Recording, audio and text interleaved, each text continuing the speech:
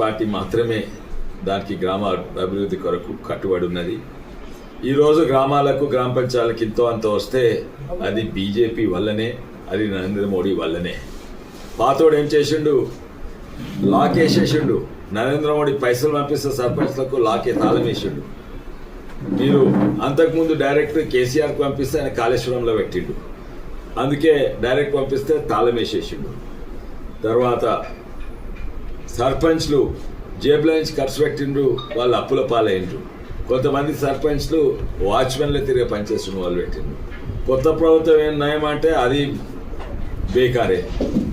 ఎప్పుడు పోయిన సంవత్సరం ఫిబ్రవరి అయ్యే ఎలక్షన్స్ ఎగ్గొట్టి వాళ్ళకి రాజకీయంగా అనుకూలం వాతావరణం కూడా చూసి చేద్దామని డీలే చేస్తూ ఉన్నారు. ఇంతలో 3,000 కోట్లు పోయినాయి. ఇప్పుడు ఏమీ పైసలు లేవు. అరే కనీసం ఎలక్షన్ పెడితే మోడీ 3,000 కోట్లు పంపిస్తారని ఇప్పుడు ఎలక్షన్ పెడుతుంది. 6 గ్యారెంటీలు పోయినాయి. అదంతా పక్కకు పెట్టండి. ఇప్పుడు బీజేపీ కార్యకర్తలు, బీజేపీ నాయకులు గ్రామ అభివృద్ధి కొరకు ఉన్నారు. వాళ్ళను గెలిపియండి.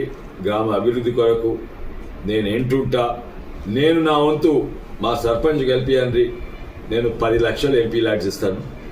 అదే కాక నేను బాత్రూమ్ క్లీనింగ్ ట్రక్ చేస్తా, రోడ్ల గుంతలు ప్యాచ్ వర్క్ ట్రక్ చేపిస్తున్నా.